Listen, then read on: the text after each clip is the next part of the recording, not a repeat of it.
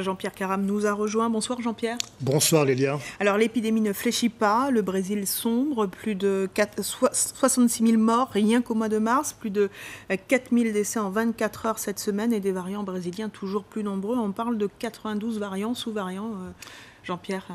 La grande majorité des infectiologues depuis le mois de janvier avaient sonné l'alerte sur les nouveaux variants ou sous-variants, mais visiblement, ils n'avaient pas été entendus. La situation pourrait même s'aggraver. Difficile de savoir comment évolueront ces variants à l'approche de l'hiver austral qui commencera en mai dans une grande partie du Brésil et de l'hémisphère sud.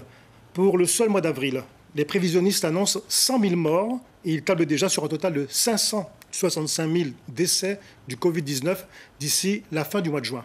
Alors Jean-Pierre, malgré ce constat, le président Bolsonaro continue de remettre en cause les restrictions.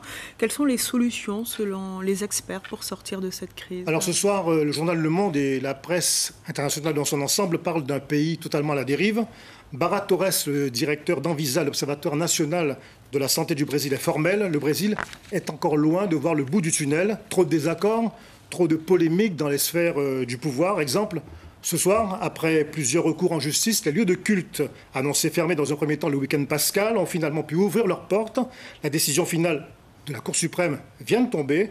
9 magistrats sur 2 ont finalement voté en faveur de la fermeture des églises pour une durée indéterminée dans tout le Brésil. Alors aujourd'hui, le président Bolsonaro est de plus en plus isolé, Jean-Pierre.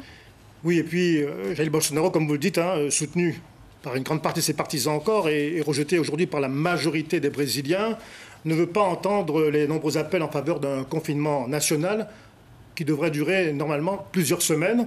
L'immunité collective tant espérée n'est pas pour demain, peut-être fin 2021 ou début 2022. La vaccination progresse, mais toujours très lentement.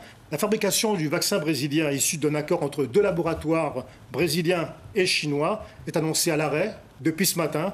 La faute à l'un des composants qui manque et qui tarde à arriver chez nos voisins. Merci Jean-Pierre Caram pour toutes ces précisions.